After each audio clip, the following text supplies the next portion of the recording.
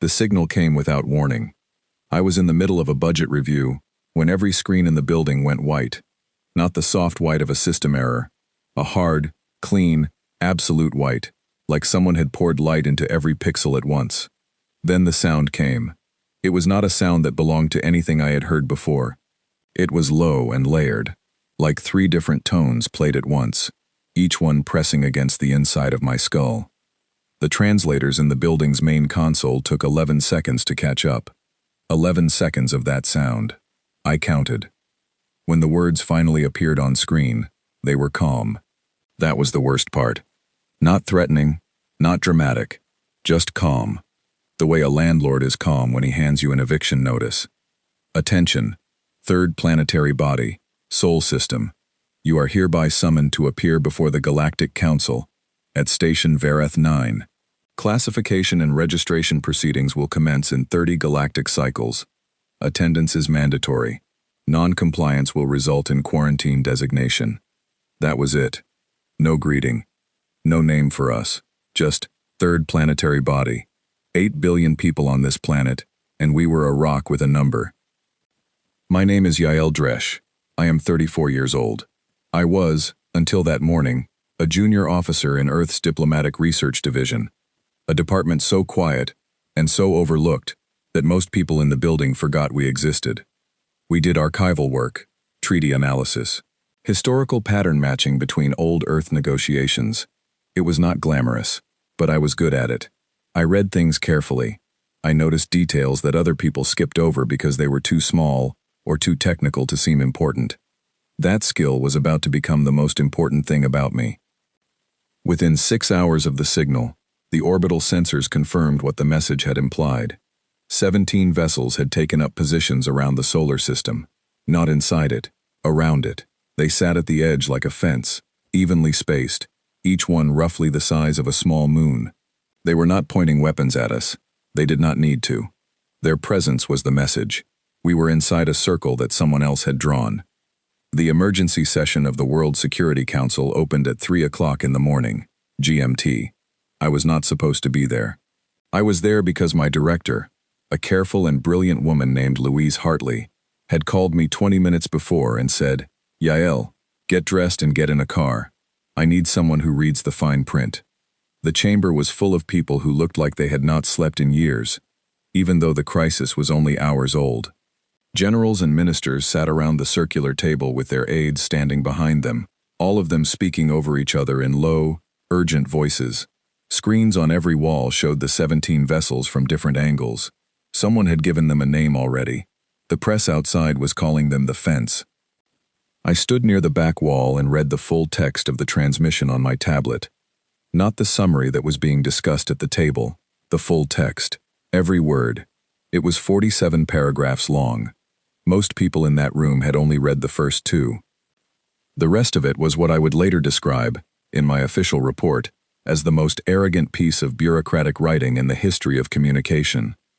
The Council laid out its structure, its authority, its history, and its rules in dense, procedural language that was clearly not written to be understood by anyone being spoken to. It was written to be used against them. But buried in paragraph 31, tucked between a clause about communication protocols and a subsection on biological classification standards, was a sentence that made me stop breathing for a moment. Any species subject to formal proceedings retains the right, under Article 7 of the Galactic Charter of Sovereign Engagement, to submit a written rebuttal and to request a full assembly hearing before any binding classification is enacted. I read it 3 times. Then I walked to the front of the room. I am not a general. I am not a minister. I am a junior analyst with a tablet and a habit of reading footnotes. The room did not go quiet when I walked forward. I had to speak loudly enough to interrupt 2 separate conversations before Louise caught the eye of the council chair, and he raised his hand for silence. "Who are you?" the chair asked. "Yael Dresch, sir, Diplomatic Research Division. This is a security briefing, not a research review." "Yes, sir, but they sent us a legal document, and I think we need to treat it like one." I held up my tablet. There is a clause in their own transmission that gives us the right to a formal hearing before they can do anything to us. We can send them a response, not a surrender, not a refusal, a legal reply. We request the hearing." The room was quiet for a moment. One of the generals leaned forward. His name was Franklin Ade, a large and serious man who had spent 30 years preparing for threats he had always imagined would come from other nations. "And if they ignore it?" he asked. "Then they are violating their own charter," I said. "And we have that in writing." There was a long pause. Outside, the night sky over Geneva was clear, and if anyone had looked up, they might have seen the faint, steady lights of the fence, sitting at the edges of the solar system, patient and cold. Louise looked at me across the room. She had the expression she always wore when she was thinking fast. Then she gave me a small nod. "Draft the response," the chair said quietly. I went back to my tablet and began to write. It took me 4 hours. I checked every word against the clauses in the original transmission. I made sure the language matched the Council's own format so precisely that there would be no technical grounds to dismiss it. I cited Article 7 in full. I used their punctuation style. I even matched the paragraph numbering system they had used. When it was done, Louise read it once, made 2 small corrections, and sent it up the chain. Earth's response went out at 7:23 in the morning. It was 4 sentences long in our language, and considerably longer in the Council's translation format. It said, in essence, "We have received your summons. We note our right to a formal rebuttal hearing under Article 7 of the Galactic Charter of Sovereign Engagement. We will attend. We also have questions. We did not bow. We did not beg. We did not threaten." We sent an RSVP. The response from the Council came back in 40 minutes. It was a single line, a confirmation of the hearing date, and a set of coordinates for travel instructions. They had not expected us to read the whole document. That was their first mistake. It would not be their last. I sat back in my chair in that Geneva briefing room as the sun came up over the lake, and I thought about the word they had used for us. Third planetary body. Not Earth, not humanity, not even a species name, a location. I thought about all the things we had ever been called by people who did not understand us. I thought about every time in history that someone had handed humanity a document designed to confuse us into giving something away, and how sometimes it worked, and how sometimes someone read the whole thing. I thought about what was waiting for us at Station Verith 9. Then I opened a new document and started preparing for the hearing. The shuttle they sent for us was not designed for human comfort. I figured that out within the first 10 minutes. The seats were shaped for beings with a different center of gravity. The air had a faintly sweet chemical smell that gave me a mild headache, and the lighting was set at a spectrum that made everything look slightly wrong, the way a photograph looks when the color balance is off. I adjusted my seat cushion for the 4th time and gave up on comfort as a goal. There were 6 of us in the delegation.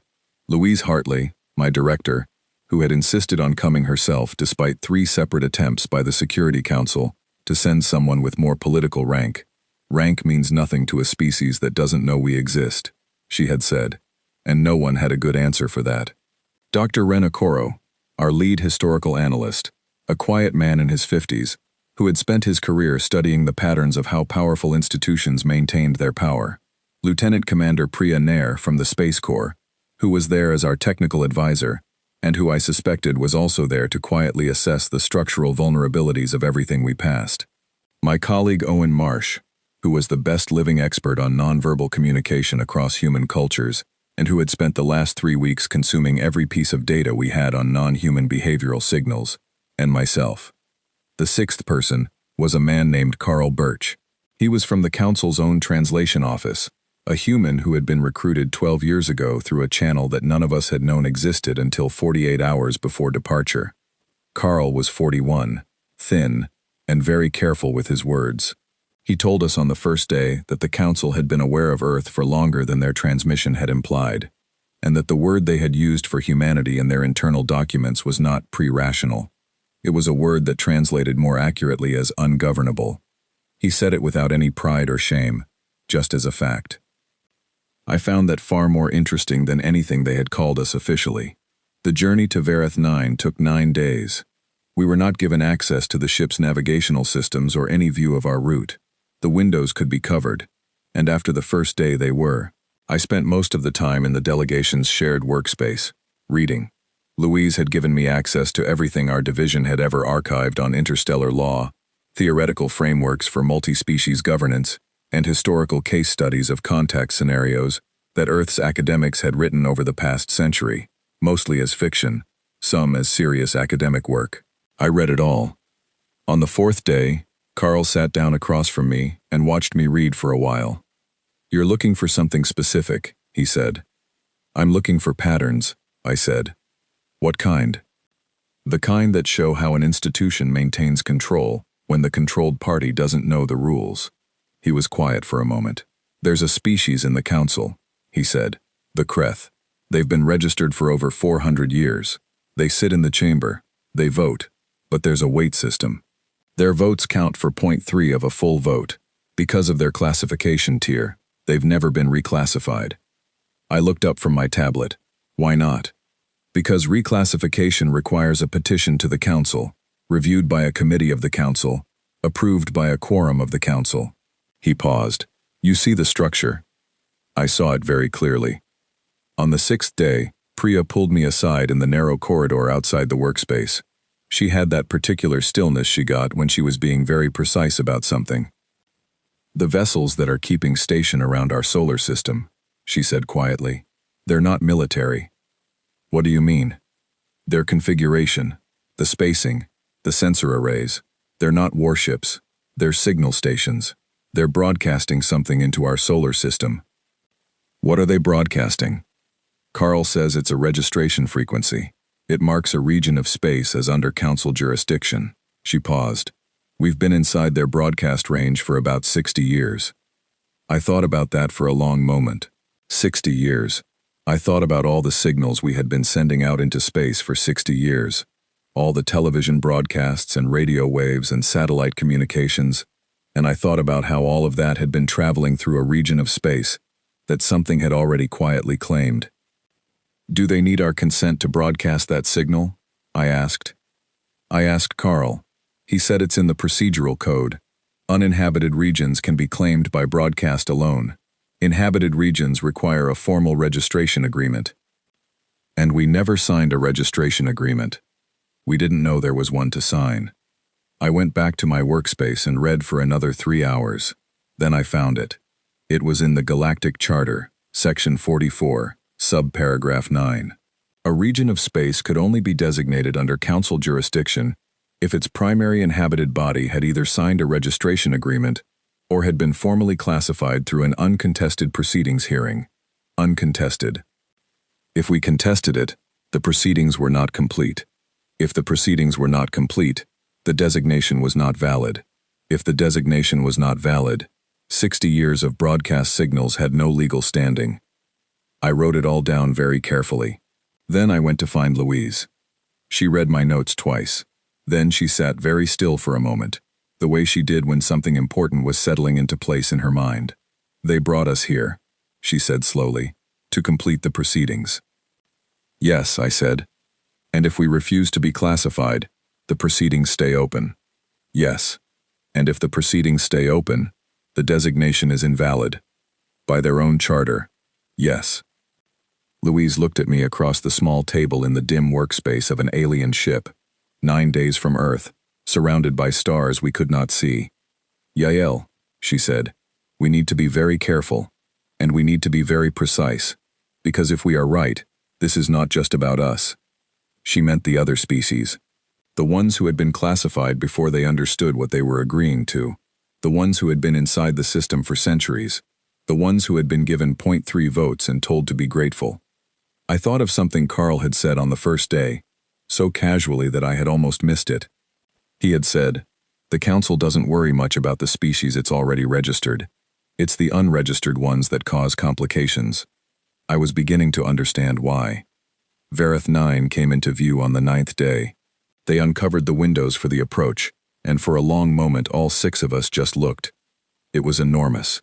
That word felt completely inadequate, but there was no better one in any language I knew. The station was not shaped like anything that Earth engineering would produce. It had no visible symmetry. It grew outward in layers and curves and structures that seemed to follow their own internal logic, like something that had been built by many different minds over many different centuries without anyone ever stopping to ask if it all made sense from the outside. Which, I supposed, was exactly what had happened. Carl told us quietly that Vareth 9 had been under continuous construction for approximately 4,000 years. Priya said nothing, but I saw her eyes moving across every surface, reading it the way she read everything. The docking bay we were directed to was near the outer edge of the station, in a section that Carl explained was designated for pre-classification visitors. The bay was functional and clean, and completely empty except for us. No welcoming committee. No ceremony. A single automated platform directed us through a corridor to a waiting area. The waiting area had chairs. They were not designed for humans. I looked at them for a moment, then found a section of floor with good sight lines, and sat down on it. Louise sat beside me. Owen started quietly cataloging every architectural detail he could see. Ren opened his research kit and began making notes. Priya stood near the entrance and watched the corridor. I read my notes one more time. The hearing was scheduled for the following morning, in the council's time system.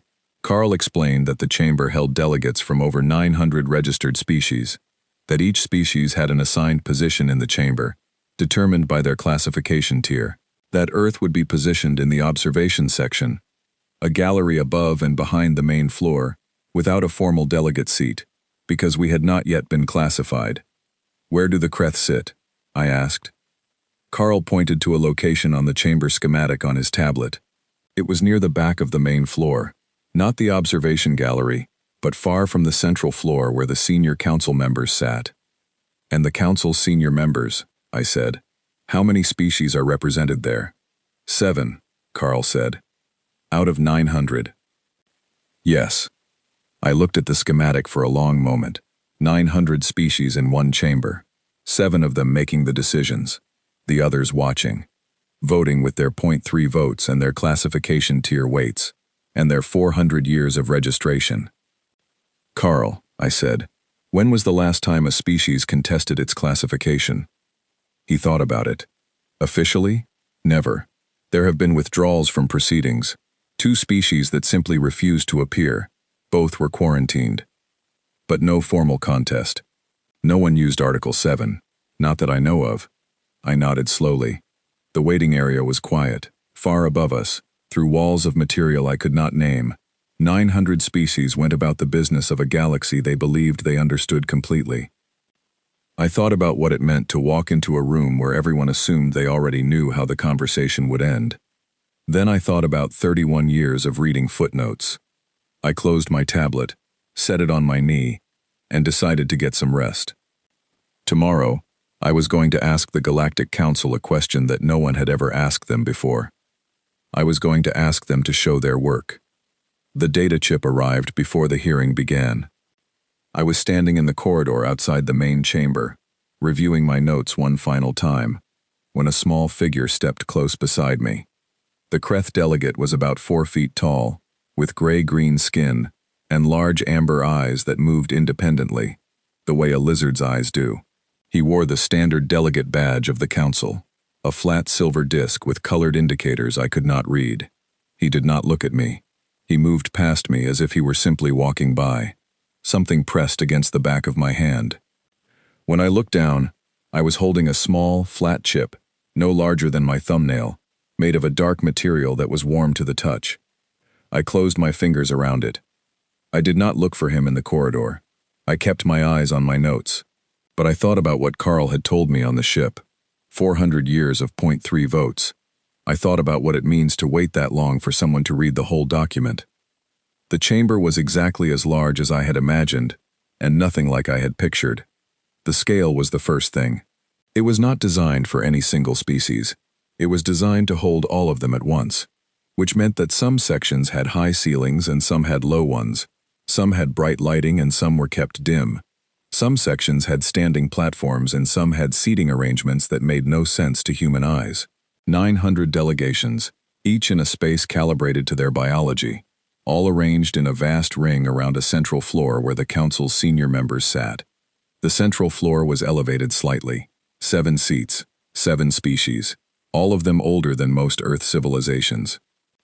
We were placed in the observation gallery. It was clean and well lit, and had nothing in it except a long bench and a translation console. Owen immediately identified it as the section used for species that the Council did not intend to hear from. The gallery had no floor microphone. The translation feed ran one way. You could hear everything. You could say nothing, except that Louise had asked, and Carl had confirmed, that Article 7 hearings required a floor microphone to be active for the petitioning party. It was in the procedural code. The microphone had to be activated before the session opened. If it was not, the session was technically out of order. Priya had found the microphone housing in the observation gallery during our walk through the previous evening. She had said nothing about it then. Now, as the session was called to order by the Grand Arbiter, a tall being with a pale, layered face, and a voice that came in waves rather than syllables, she quietly reached under the bench and activated the connection manually. The translation console blinked twice. We had a voice, the Grand Arbiter, whose designation Carl translated as Thesivore Prime, opened by welcoming the assembled delegations in a tone that suggested welcoming was a formal necessity rather than a genuine sentiment. Then, without transition, he began reading Earth's file. It was not flattering. The charges, if you could call them that, were listed in 3 categories. First, unauthorized faster-than-light research. We had been conducting theoretical work in that area for decades, apparently in violation of a council regulation that prohibited pre-classified species from developing certain technologies. We had not known about this regulation. We had not been told it existed. This was not mentioned as a mitigating factor. Second, failure to respond to 12 prior contact attempts. I wrote this down carefully. 12 contacts. I had never seen any record of them. Neither had Carl. Neither had anyone in Earth's government. When I wrote a small note to Louise asking if she had any knowledge of them, she shook her head. Third, and most interesting, what Thesivore Prime called cultural volatility. The file described humanity as a species prone to internal conflict, resistant to hierarchical authority, and historically unreliable as a treaty partner based on our interactions with each other. They had been watching us for 200 years, apparently, and this was their conclusion. I kept writing. When the recitation was finished, Thesivore Prime looked toward the observation gallery with the particular expression of someone performing a courtesy they do not believe is necessary. The Sol delegation may now observe proceedings, he said. Classification assessment will be conducted by committee and returned within 6 cycles. He had not invited us to speak. He had said, observe. Louise leaned to the microphone. Grand Arbiter, she said clearly. Earth formally invokes Article 7 of the Galactic Charter of Sovereign Engagement. We are here for a rebuttal hearing, not an observation session. We request the floor. The silence that followed was the kind of silence that has weight. Thesivore Prime looked at the observation gallery for a long moment, then he looked at the console in front of him. He was checking, I realized, whether the microphone in our gallery was supposed to be active, whether it had been authorized. It had been activated, not authorized. Those were different things under procedural code. Carl had explained this to us carefully. An activated microphone in an Article 7 session was protected. It could not be deactivated without closing the session entirely, and closing a session midway through a formal Article 7 invocation was itself a charter violation.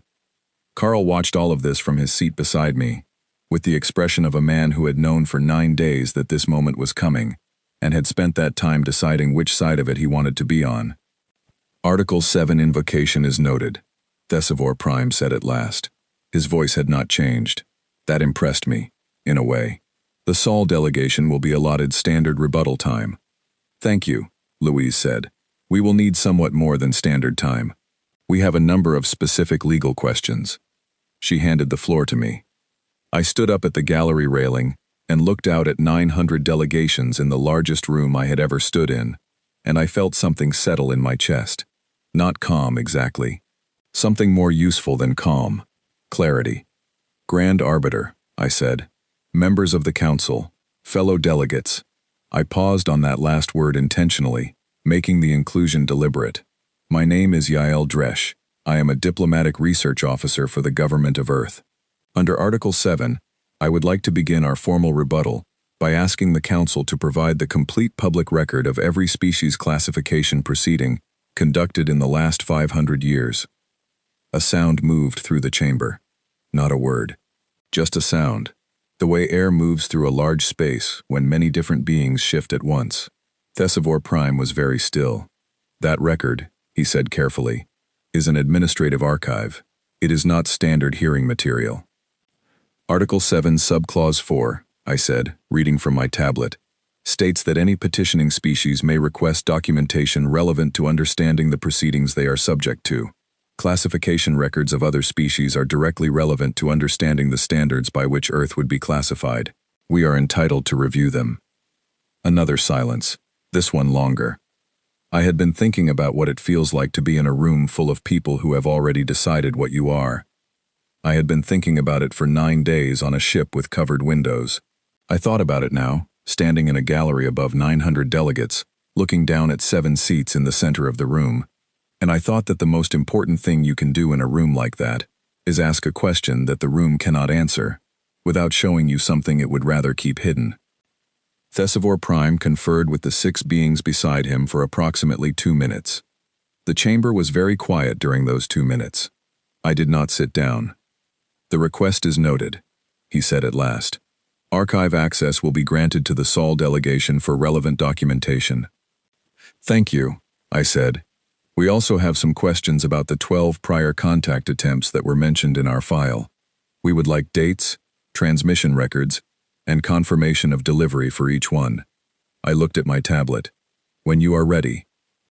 Beside me, I felt Owen exhale slowly. In my peripheral vision, I could see Priya with the faintest expression of something that was not quite a smile, but was in the same neighborhood.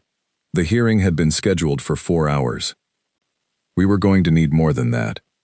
The archive access came through at midnight, station time. Ren was already awake when the console chimed.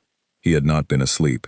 He had been sitting at the workspace table with 3 tablets arranged in front of him and a cup of something warm that Carl had found in the station's supply system, something that tasted faintly of ginger and was close enough to tea to be comforting. When the data began arriving, he looked at it for a long moment before calling for the rest of us. By the time I sat down, he had already organized the incoming files by date. How far back does it go? I asked. All the way, he said. They gave us everything. I think they expected us not to understand it. The files were in the Council's standard administrative format, dense and cross-referenced in ways designed for their own systems. But Carl had spent 12 years working with those systems, and he pulled his chair up beside Ren and began converting the format, while I handled the sorting and Louise handled the pattern analysis. Owen cataloged the behavioral markers in the preceding transcripts. Priya built a timeline on the wall screen, plotting each classification by date, species, and outcome tier. We worked through the night. By the early hours of the following morning, we had a picture. It was not a complicated picture once you could see it. That was the remarkable thing. The Council had not been subtle. They had not needed to be, because no one had ever sat down with their complete archive and read it all the way through. In 500 years of recorded classification proceedings, 412 species had been formally registered. Of those, 397 had been classified in the lower tiers, Tier 3 and below, which meant 0.3 votes, which meant that their petitions for reclassification went to a committee composed entirely of Tier 1 and Tier 2 species, all of whom had a structural interest in maintaining the tier system exactly as it was. None of the 397 had ever been reclassified upward. Ren pointed to a particular pattern that appeared in the economic data attached to each registration agreement. Every Tier 3 or below species had, as part of their classification agreement, granted the Council administrative rights over their primary interstellar travel lanes. Not ownership, administrative rights. The difference was important legally, but in practical terms it meant that every ship traveling to or from a lower-tier species home system passed through a checkpoint managed by the Council, who charged transit fees that went into a fund administered by and distributed to Tier 1 and Tier 2 species. It's a toll road, Owen said. It's the whole highway system, Ren said quietly. The 12th file in my stack was the one I had been both looking for and dreading. The Vorin. Their proceeding record was listed under the category of Classification Withdrawn, Voluntary Cessation. I opened it and read it carefully, twice. Carl read it over my shoulder. The Vorin had appeared at their classification hearing 480 years ago. They had asked questions. Not the same questions I had asked, but the same kind. They had raised concerns about the tier system. They had asked for the complete archive, though they had used different language for the request. The council had denied the request on procedural grounds that no longer appeared in the current charter. The proceeding had been suspended rather than completed. The Vorin's home system was listed in the current administrative record as uninhabited, no registration status. That last part was a lie. Not a mistake, not an oversight. A deliberate entry in an administrative record, made at a time when the Vorin were still very much present in their home system, and kept in place for the 480 years since. Carl read the file and said nothing for a very long time. Louise asked him what he was thinking. "I've worked for them for 12 years, he said. I knew the structure was old. I knew it favored certain species. I told myself it was complicated, that there were reasons." He looked at the screen. "This isn't complicated." "No," Louise said, "it isn't." I closed the Vorin file and opened my legal analysis document. I had been building it since before we left Earth, adding to it on the ship, refining it during the hearing. Now, I added 3 new sections based on the archive. The first section addressed the 12 contact attempts. The archive included transmission logs. None of them included delivery confirmation. 2 of them had been sent on frequencies that Earth's technology could not receive at the time they were sent. 1 had been directed at the wrong planet. I documented each one carefully. The second section addressed the jurisdictional claim, the 60-year broadcast signal, the registration requirement, the fact that no valid registration agreement existed, the fact that, under the Council's own charter, an incomplete proceeding could not support a valid jurisdiction claim. I cited the relevant sections. I footnoted everything. The third section was the one that took me the longest to write, because I wanted it to be exactly right. It addressed the Vorin. It said, plainly and in careful legal language, that the administrative record for the Vorin home system contained a material inaccuracy that affected the validity of related jurisdictional claims in that region of space, and that the continued maintenance of that inaccuracy in an official council record constituted a violation of the documentation standards required under the Galactic Charter's own integrity provisions. I did not use a more loaded word than inaccuracy. I did not need to. The documentation spoke for itself. When the section was finished, I read the whole document from the beginning. It was 41 pages.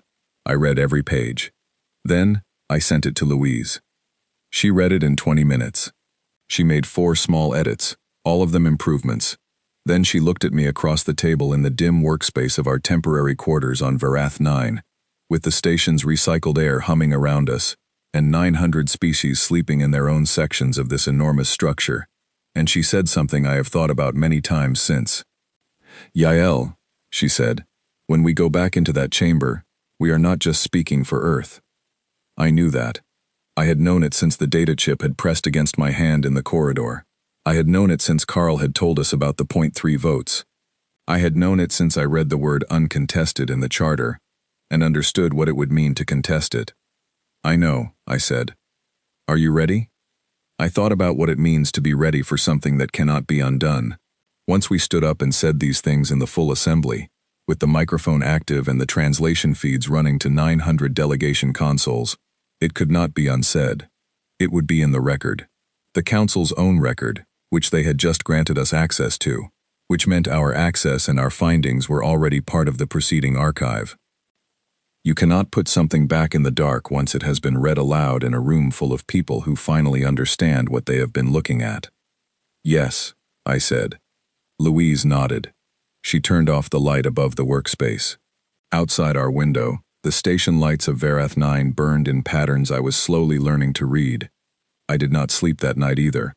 But it was a different kind of wakefulness, not the anxious kind, the kind that comes from knowing exactly what you are going to do next, and knowing exactly why.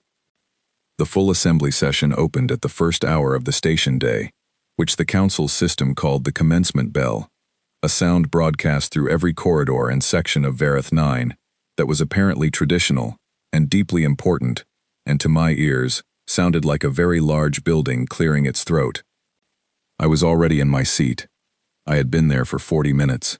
I had my tablet, my document, and a glass of water that Carl had brought, along with a quiet word of something that was not quite encouragement. He had said, simply, "It matters that you are here." I had thought about those 5 words for the rest of the walk to the chamber. The assembly was larger than the previous session. The gallery section where we sat was now joined by a number of additional delegates who had clearly requested observer status since the first day's proceedings. Carl counted quietly and told me there were representatives from 14 species who had not been present before. Some of them he recognized, others he did not. Below us, on the main floor, the 900 registered delegations filled their sections. The 7 senior council members took their central seats. Thesivor Prime opened the session with the standard formalities. Then he looked at the observation gallery. The Sol delegation has submitted a written document under Article 7 procedures. The document will now be entered into the record, and the Sol delegation will be given the floor for their formal rebuttal presentation. This was proper. This was exactly what the charter required. He could not have done otherwise, and the fact that he announced it in the same measured tone as everything else told me only that he was very good at not showing what he was thinking. I stood up. I spoke for 2 hours. I did not raise my voice. I did not use dramatic language. I read from my document, and when I departed from it, it was only to explain a point more clearly, to give context, to make sure that the translation feeds were rendering a concept accurately. Carl had helped me identify 3 places where direct translation might lose important meaning, and I had prepared alternative phrasings for each. The 12 contact attempts came first. I went through each one. Dates, frequencies, targeting coordinates, delivery records. For each of the 12, I showed why it had not constituted a valid attempt under the Council's own communication standards. The chamber was very quiet while I did this. I imagine it is a particular kind of quiet that settles over a room when a very confident institution hears its own record read back to it and realizes it does not look the way it felt at the time. The jurisdictional analysis came next. I built it piece by piece, the way Ren had taught me to build any historical argument, from the foundation up, so that each piece supported the next, and none of it could be pulled away without bringing the rest with it. The broadcast signal, the registration requirement, the incomplete proceedings, the charter provisions. I cited every section by number. I did not editorialize. The structure spoke for itself. By the time I reached the tier system, I noticed something happening in the chamber. Delegates were talking to each other, not during my presentation, but in the brief pauses between sections, when I stopped to drink water or check a reference. Not loudly, not dramatically, but the movement of communication was there, subtle and continuous, like a current running beneath the surface of the room. The Kreth section was still. Their amber eyes, every one of them that I could see, were directed at the gallery. I reached the section on the economic structure, the transit fees, the tier weights, the pattern that 500 years of classification had built without ever stating itself plainly in a single document. I described it as clearly and neutrally as I could. I described it the way you describe the layout of a building. Here is this room. Here is this corridor. Here is what you find when you follow it all the way to the end. I did not say that it was wrong. I did not need to. When I reached the Vorin section, the chamber was so quiet that I could hear my own breathing. I described what the archive showed. Their appearance at proceedings 480 years ago. Their questions. The suspension of their case. The administrative entry, listing their system as uninhabited. I read the entry aloud. I let it sit in the air of the chamber for a moment. Then I said, calmly, under the documentation integrity provisions of Article 19 of the Galactic Charter, this entry constitutes a material inaccuracy in an official council record. We are formally requesting that it be corrected. Thesivor Prime had not moved in a long time. I looked at the 7 central seats and then deliberately looked away from them, out at the rest of the chamber, because this was the part that mattered most. Fellow delegates, I said. I used the word again. I had planned to use it here. Earth did not come to this chamber to fight the Galactic Council. We came because we received a document that required a response, and we read it carefully, and we found something that required us to ask questions. That is what we have done. These are the questions. The record is now complete. I paused. Earth will not be registering under the current framework. We are not refusing cooperation with the wider community of species represented in this chamber. We are declining a specific agreement that, on review, we cannot enter in good faith. Our reasoning is in the document. Our door is open to any species that wishes to discuss a different framework, one built on what we were told this council was created for. I picked up my tablet. I believe the phrase in the original charter is mutual sovereign dignity. I sat down. The silence held for a long time.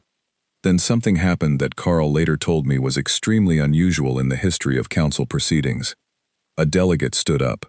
Not from the central floor, from the main section of the chamber, the Kreth section. The delegate rose from their seat, which in their cultural register was, Carl whispered to me, the closest expression they had to standing applause, a physical declaration of acknowledgement. A second delegate rose, from a section I did not recognize. A third.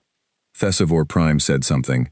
I do not know what it was, because the translation feed had a 2-second delay, and by the time his words reached my console I was watching a fourth delegate rise, and a fifth, and what I remember most clearly is not any single moment but the overall shape of it, the way a room changes when people in it realize they are allowed to move. Owen put his hand on my arm. I looked at him. His expression was the careful, precise expression he wore when he was reading something nonverbal very accurately and wanted to make sure he was reporting it correctly.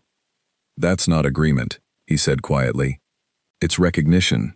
They're recognizing the act, not the outcome. I know, I said. Louise leaned over. Time to leave. We stood up. Carl gathered the equipment. Priya was already at the door. Before I turned to go, I did one more thing.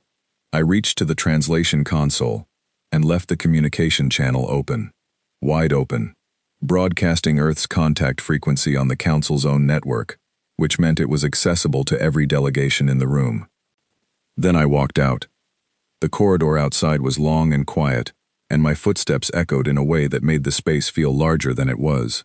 The others walked with me, and no one said anything until we had rounded a corner and the chamber doors were behind us. Louise spoke first.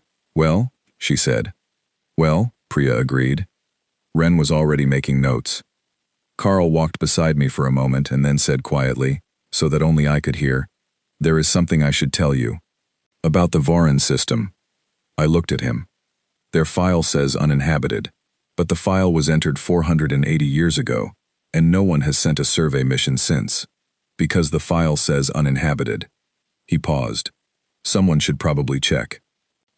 I thought about that for a long moment, walking through the corridor of Vareth 9 with the station's recycled air around me, and a return journey of 9 days ahead, and 8 billion people at the end of it, who were going to want a full briefing.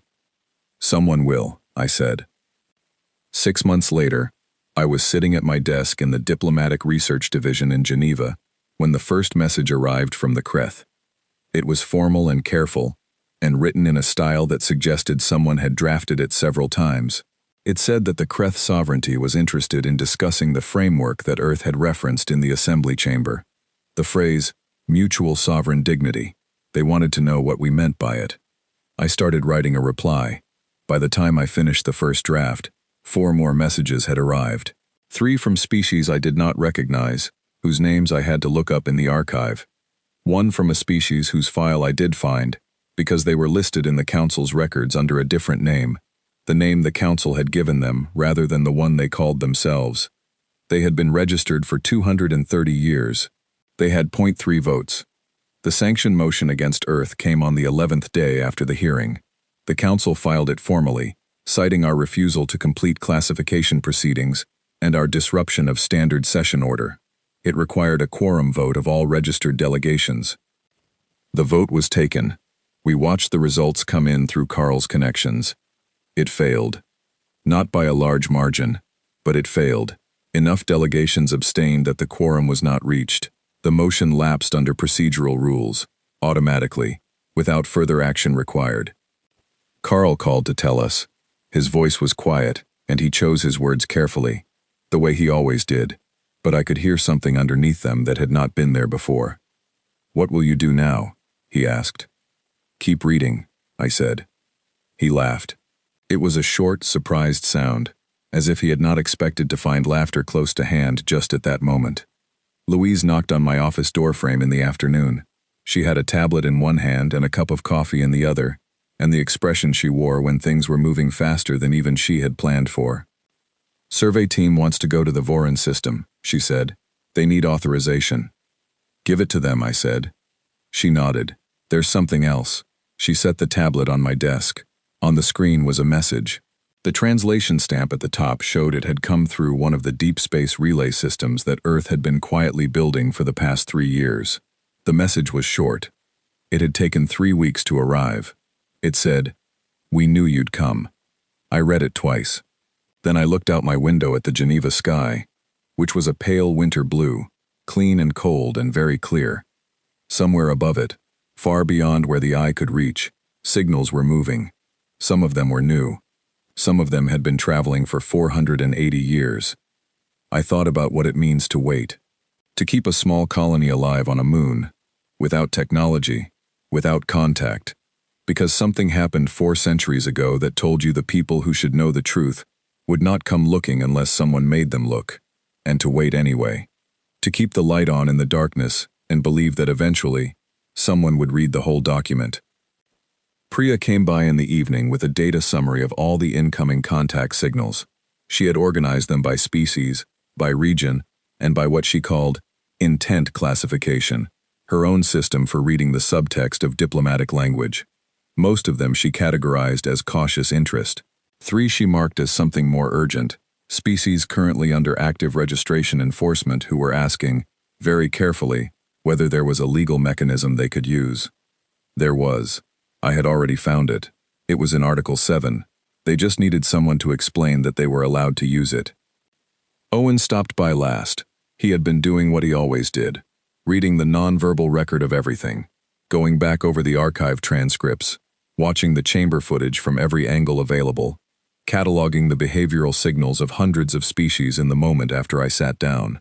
He had a theory, which he shared with me in the careful way he always shared theories, as an observation rather than a conclusion. The species that stood up, he said, in the chamber. I've been looking at the ones who didn't, the ones who stayed seated. And? Most of them wanted to stand. You can see it in the physical micro-movements, the lean, the small shift of posture. They started and stopped. He paused. They were afraid. Of the council? Of being first. He looked at me. You made it easier for the ones after the first. But someone still had to be first. I thought about the Kreth delegate in the corridor. The data chip pressed against my hand.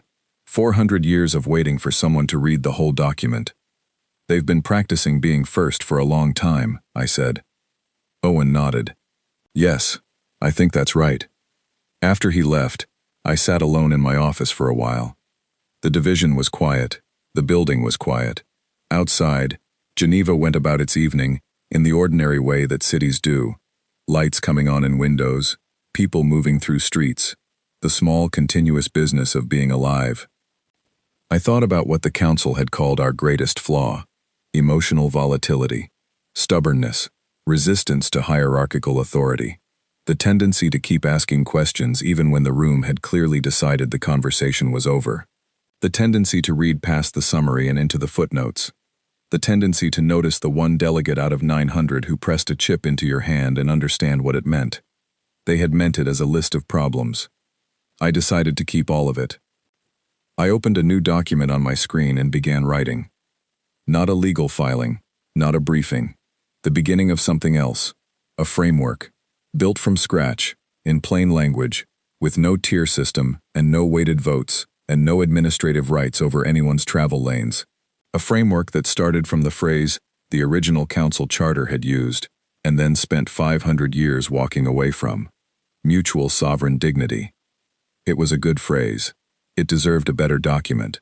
I had a lot of reading to do. I had a lot of writing to do.